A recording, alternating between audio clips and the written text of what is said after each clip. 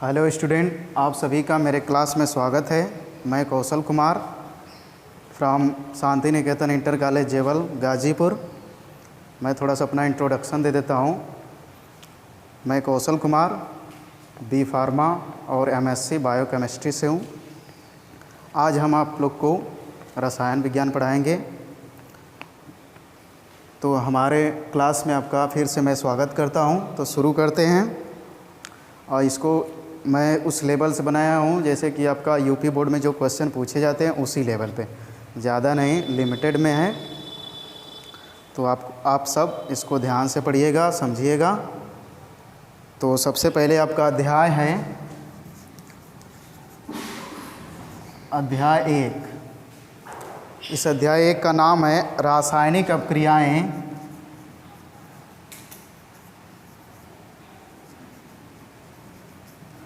रासायनिक अभिक्रियाएं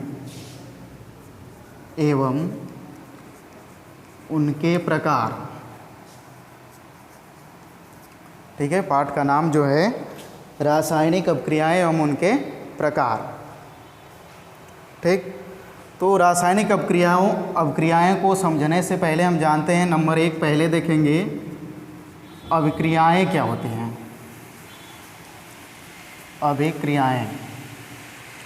अभिक्रियाएं का मतलब कोई क्रिया होती है। जैसे कि कुछ चीज़ें, दो चीज़ें या दो से अधिक चीज़ें मिलती है, कुछ नया चीज़ बनता है, तो उसमें जो क्रिया होती है उसको बोलते हैं अभिक्रिया। जैसे मान लीजिए कोई पदार्थ है, ठीक है, उसके संगठन में, संरचना में, गुण में परिवर्तन होता है, तो उसी को हम बोलते हैं अभिक्रियाएं।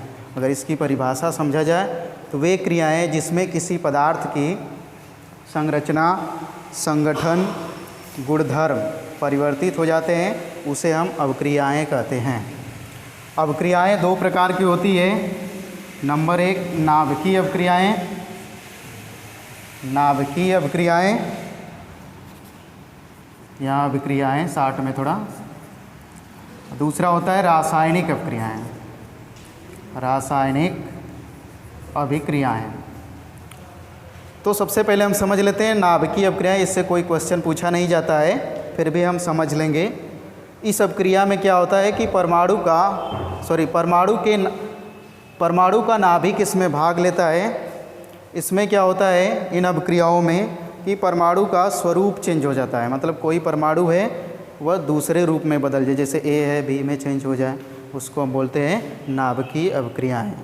ठीक है, इस नाभिकीय अभिक्रिया में परमाणु का नाभिक भाग लेता है और क्या होता है कि इसमें कोई भी परमाणु होता है उसका स्वरूप ही चेंज हो जाता है। फिर आगे रासायनिक अभिक्रियाएं। रासायनिक अभिक्रिया में क्या होता है किसी तत्व का, किसी पदार्थ का, ऐसे कह लो किसी परमाणु के वाह्य कोश का इलेक्ट्रॉन भाग लेता है। वाह्य कोश आप जानते होंगे, जो बाहरी कक्षा में इलेक्ट्रॉन होते हैं वहीं भाग लेते हैं। तो ये हो गई रासायनिक अभिक्रियाएं। इसके बाद हम जान लेंगे कि कोई भी रासायनिक अभिक्रिया होती क्यों है। तो रासायनिक अभिक्रिया इसलिए होती है कि जैसे कोई भी इंसान होता है, चाहता है कि हम अस्थायी हो जाएं, नौकरी मिल जाए, पैसे हो, सब कुछ हो। उसी तरह अभिक्रियाएं भी जब 2 पदार्थ आपस में मिलते हैं तो वह चाहते हैं कि हम अस्थायी हो जाएं, इसके आगे हमें कुछ करना न पड़े। इस तरह से आप समझिए कि कोई भी पदार्थ होता है वो अपने अस्थायित्व को प्राप्त करने के लिए रासायनिक अभिक्रिया करता है। 2 या 2 से अधिक पदार्थ होते हैं जो ताप, दाब, सांद्रण की परिस्थिति में रखा जाए तो वो आपस में मिल करके रासायनिक अभिक्रिया को संपन्न करते हैं, यानी पूरा करते हैं। ठीक है, इसके बाद हम जानेंगे रासायनिक समीकरण क्या होता है। रासायनिक समीकरण,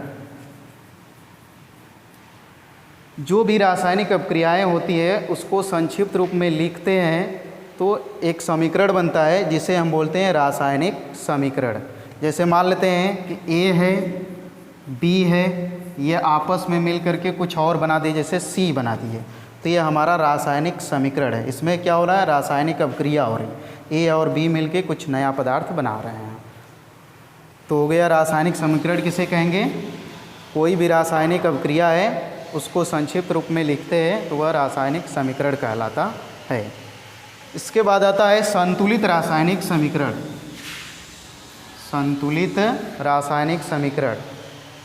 तो संतुलित रासायनिक समीकरण क्या होता है कि ऐसा समीकरण जिसमें अभिकारक और उत्पाद दोनों में परमाणुओं की संख्या बराबर होती है उसे हम बोलते हैं संतुलित रासायनिक समीकरण। थोड़ा सा हम बता देते हैं कि कोई भी अभिक्रिया होती है उसको हम तीर से दर्शाते हैं। जो क्रिया आपस में करते हैं, जो आपस में पदार्थ अभिक्रिया करते हैं उसको हम बोलते हैं अभिकारक, और अभिकारकों की क्रिया करने के पश्चात जो पदार्थ बनता है उसको हम बोलते हैं उत्पाद।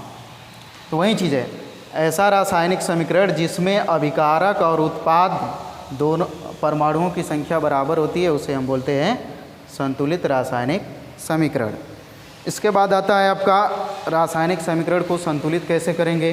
तो रासायनिक समीकरण को संतुलित करने के लिए एक अलग से हम क्लास लेंगे, उसमें डिटेल में बताएंगे, क्योंकि उसमें कुछ आपको पिछली कक्षा 9 का कुछ चीज़ें आपको याद होनी चाहिए, और आपको अधिक से अधिक जितना यौगिकों का नाम याद रहेगा, सूत्र याद रहेगा, तो उतना ही जल्दी आप रिएक्शन को बैलेंस कर लेंगे कोई भी समीकरण होगा तो इसके लिए आपसे अनुरोध रहेगा कि आप थोड़ा सा पीछे का कक्षा 9 का पढ़ लीजिएगा। इसके बाद हम अगले क्लास में जब मिलेंगे तो केवल रासायनिक समीकरण को संतुलित करना बताएंगे और क्या क्या चीज़ें ध्यान देना होगा उसको भी बताएंगे। तो फिलहाल यहाँ पे रासायनिक समीकरण को संतुलित करने को नहीं बता रहे हैं। फिलहाल हम बात कर लेते हैं आगे रासायनिक समीकरण के प्रकार। रासायनिक समीकरण नहीं, रासायनिक अभिक्रियाओं के प्रकार। रासायनिक अभिक्रियाओं के प्रकार।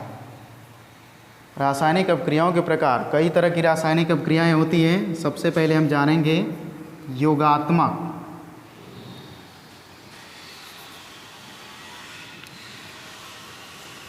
योगात्मक अभिक्रियाएं।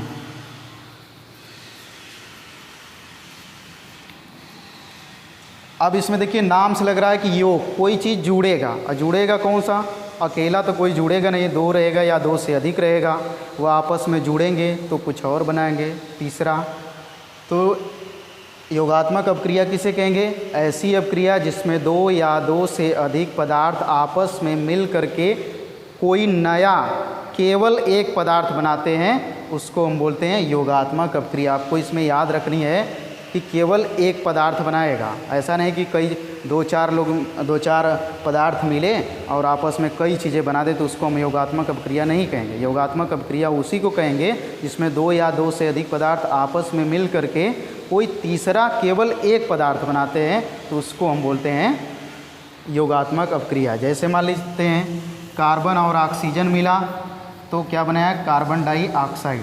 इसमें दो पदार्थ मिले, एक ही पदार्थ बना, कोई दूसरा नहीं बना। उसी तरह हम ले लेते हैं H + O2, इसको SO2 कह देंगे।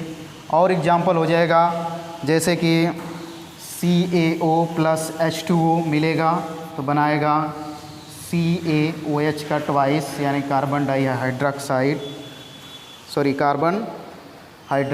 कैल्शियम हाइड्रोक्साइड, कार्बन बोल रहा हूँ, सॉरी माफ़ करिएगा।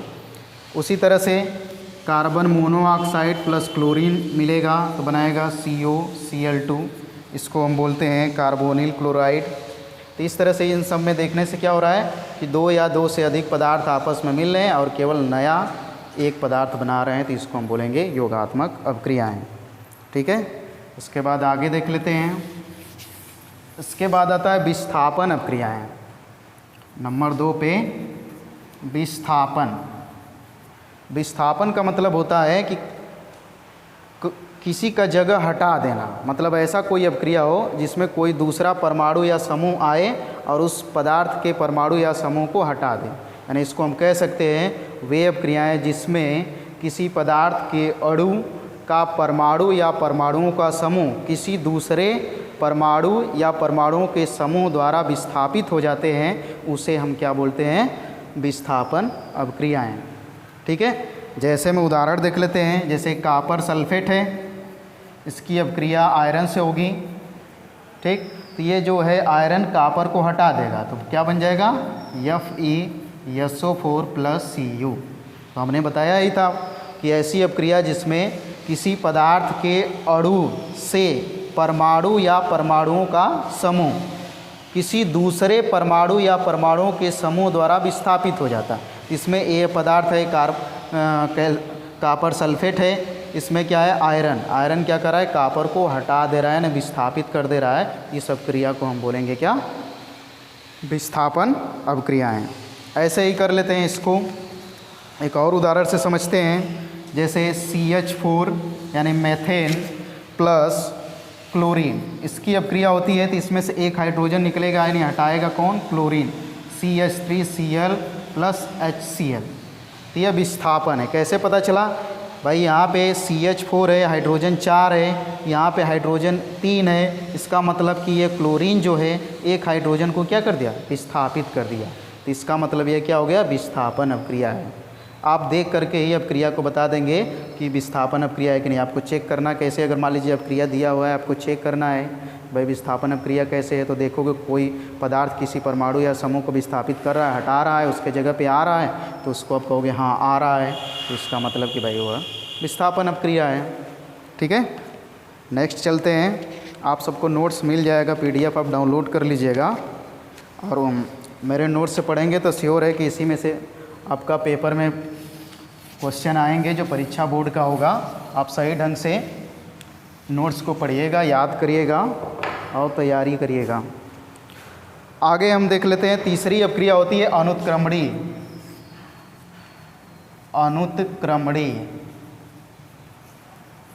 अनुत्क्रमणीय अभिक्रिया। अनुत्क्रमणीय अभिक्रिया में क्या होती है, ऐसी अभिक्रिया जो केवल एक दिशा में, एक दिशा का मतलब कि अभिकारक से उत्पाद बने पर उत्पाद से अभिकारक न बने, तो उसको बोलते हैं अनुत्क्रमणीय अभिक्रिया। ठीक है, इसको याद करने के लिए क्या कहोगे, वे अभिक्रियाएं जो केवल एक ही दिशा में होती हैं उसे हम अनुत्क्रमणीय अभिक्रिया कहते हैं। इसको इस तीर द्वारा दर्शाते हैं। अगर इस तरह का तीर बना हुआ है तो आप समझ लेंगे कि यह अनुत्क्रमणीय अभिक्रिया है, केवल एक दिशा को यह इंडिकेट कर रहा है। ठीक है, जैसे उदाहरण में देख लेते हैं अनुत्क्रमणीय का, कोई भी 2Na प्लस Cl2 यह बनाएगा 2NaCl। ठीक है, तो यहाँ पे इस चिन्ह से ही आप जान जाएंगे कि यह क्या हो रहा है, एक ही दिशा में हो रही है अभिक्रिया, इसलिए इसको अनुत्क्रमणीय अभिक्रिया बोलेंगे। और सारे एग्जाम्पल हैं, फिलहाल एक एक दो एग्जाम्पल से काम चलाते हैं। ज़्यादा प्रश्न इसमें से नहीं पूछा जाता है, केवल परिभाषा और एक दो उदाहरण बस। इसके बाद होता है उत्क्रमणीय अभिक्रिया। उत्क्रमणीय अभिक्रिया में क्या होता है, सबसे पहले हम जान लें इसको पहचानने का। इस तरह से अगर कोई अभिक्रिया में आपको दिखाई दे दे तो आप उसको तुरंत उत्क्रमणीय अभिक्रिया में ट्रिक लगा देंगे या समझ लेंगे। ठीक है, अब ये होती क्या है, ये जो अभिक्रिया है वह दोनों दिशाओं में होती है, मतलब A से B बन सकता है, B से A बन सकता है। ठीक है, मतलब ऐसी अभिक्रिया जो दोनों दिशाओं में होती है, यानी अभिकारक से उत्पाद बने और उत्पाद से अभिकारक बने, तो उसे हम क्या बोलेंगे, उत्क्रमणीय अभिक्रिया। इसका चिन्ह ये होता है। ठीक है, और बहुत जैसे मान लेते हैं इसमें कैल्शियम कार्बोनेट है, यह टूटेगा तो बनाएगा calcium oxide plus carbon dioxide. अब इसके बाद है हमारा अपघटन अभिक्रियाएं। अपघटन अभिक्रियाएं, थोड़ा सा अपघटन अभिक्रियाएं और अनुत्क्रमणीय को एक साथ लेकर चलेंगे। कहना कुछ नहीं है, परिभाषा एकदम सिंपल है। इसमें क्या कहते हैं, ये केवल एक दिशा में होती है। ठीक है, अपघटन में कहेंगे वे अनुत्क्रमणीय अभिक्रियाएं जिसमें कोई पदार्थ टूट करके एक या एक से अधिक सरल पदार्थ बनाता है, उसे हम अपघटन अभिक्रियाएं कहते हैं। अपघटन का मतलब ये होता है टूटना। तो इसमें थोड़ा सा जोड़ेंगे क्या, वे अनुत्क्रमणीय अभिक्रियाएं जिसमें कोई पदार्थ टूट करके दो या दो से अधिक सरल पदार्थ बनाता है, तो उस अभिक्रिया को हम क्या कहते हैं, अपघटन अभिक्रियाएं। इसमें थोड़ा सा आपको जानने की ज़रूरत है। अगर ताप से होगा तो तापीय अपघटन कहेंगे। ठीक है, अगर विद्युत से हो रहा तो विद्युतीय अपघटन कहेंगे या विद्युत अपघटन कहेंगे। जिससे होगा वो अभिक्रिया इसमें जोड़ लेंगे। ठीक है, अगर ऊष्मा से हो रहा है तो ऊष्मीय अपघटन अभिक्रिया बोलेंगे। तो अपघटन अभिक्रिया आप समझे, कोई भी पदार्थ है, मतलब वे अनुत्क्रमणीय अभिक्रियाएं जिसमें कोई एक पदार्थ टूट करके दो या दो से अधिक सरल पदार्थ बन जाता है या बनाता है।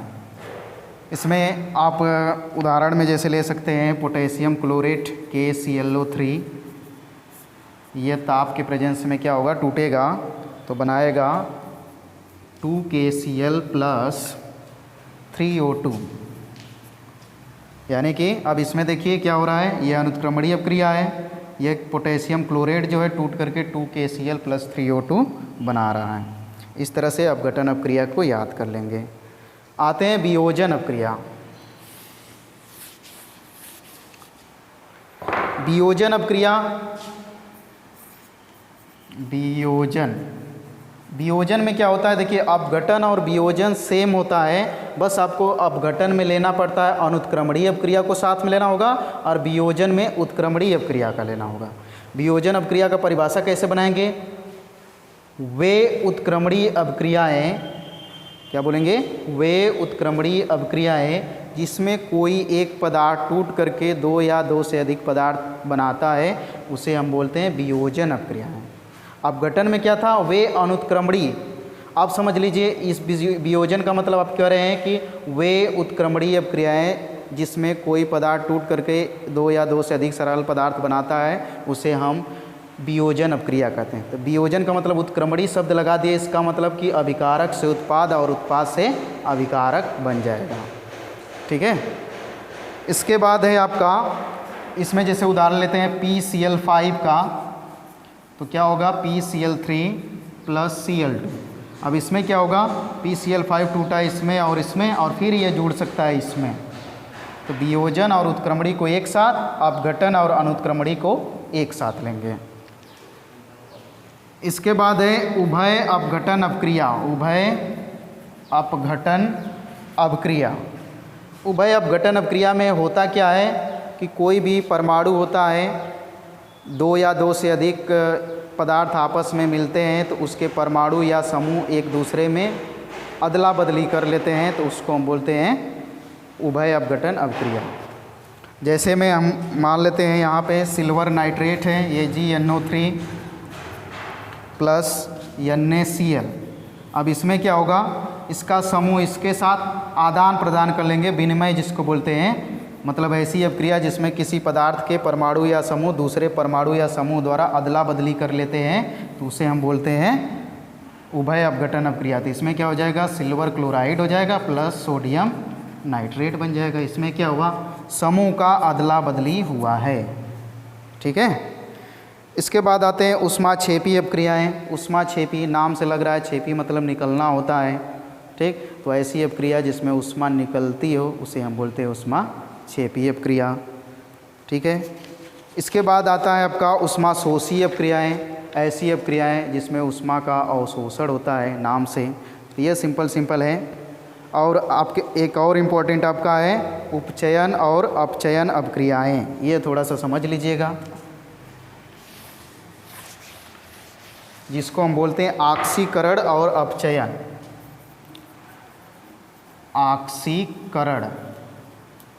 आक्सीकरण अपक्रियाएँ। आक्सीकरण में क्या होता है, बस सिंपल सा है, ऐसी अपक्रिया जिसमें किसी पदार्थ में ऑक्सीजन की वृद्धि हो जाए, यानी कोई भी पदार्थ है उसमें ऑक्सीजन आके जुड़ जाए, तो उस अपक्रिया को हम बोलेंगे आक्सीकरण अपक्रिया। जैसे 2Cu + O2 = 2CuO। अब इसमें देखिए कापर के पास कोई ऑक्सीजन नहीं था, यहाँ कापर के पास एक ऑक्सीजन आ गया। इसका मतलब कि इस कापर में ऑक्सीजन की वृद्धि हो रही है। इसमें क्या कहेंगे, वे अपक्रियाएँ जिसमें किसी पदार्थ में ऑक्सीजन की वृद्धि होती है उसे हम क्या बोलते हैं, आक्सीकरण अपक्रियाएँ। इसी जगह समझ लेते हैं अपचयन अभिक्रियाएँ। अपचयन में क्या होगा, ऐसी अपक्रिया जिसमें किसी पदार्थ से ऑक्सीजन की कमी होती है, उल्टा। उसमें ऑक्सीकरण में क्या हो रहा था, किसी पदार्थ से ऑक्सीजन जुड़ रहा था यानी वृद्धि हो रही थी। अब इसमें क्या होगा, अपचयन में ऑक्सीजन की कमी हो जाएगा। इसका उदाहरण देख लेते हैं, जैसे 2CuO + H2, यह मिलकर के बनाएंगे Cu + H2O। अब इसमें देखिए यहाँ कापर के पास एक ऑक्सीजन था, यहाँ पे कापर के पास कुछ नहीं है, तो इसका मतलब कि यह क्या हुआ, कॉपर में से एक ऑक्सीजन की कमी हो गई, तो इसको हम बोलेंगे अपचयन। और एक लास्ट में है जिसको हम बोलते हैं दोनों को मिला करके रेडॉक्स अपक्रिया। रेडॉक्स अभिक्रिया। रेडॉक्स अपक्रिया में क्या होता है, ऐसी अपक्रिया जिसमें ऑक्सीकरण और अपचयन दोनों होता है, मतलब ऑक्सीजन की वृद्धि भी हो और कमी भी हो, तो उसको हम बोलते हैं रेडॉक्स अपक्रिया। जैसे उदाहरण में समझ लीजिए, जिंक ऑक्साइड प्लस कार्बन बराबर zinc plus CO, carbon monoxide. अब यहाँ पे देखिए जिंक है, यहाँ पे ऑक्सीजन की क्या हो रही है, कमी हो रही है, यहाँ पे कार्बन में ऑक्सीजन की वृद्धि हो रही है। ठीक, अब इसमें क्या हो रहा है, एक ही अपक्रिया है, इसमें ऑक्सीकरण और अपचयन दोनों हो रहा है, मतलब कि ऑक्सीजन की वृद्धि भी हो रही है यहाँ पे और ऑक्सीजन की कमी हो रही है। तो मतलब ऐसी अपक्रिया जिसमें ऑक्सीकरण और अपचयन दोनों होता है उसे हम बोलते हैं रेडॉक्स अपक्रिया। इस पाठ में बस इतना ही है।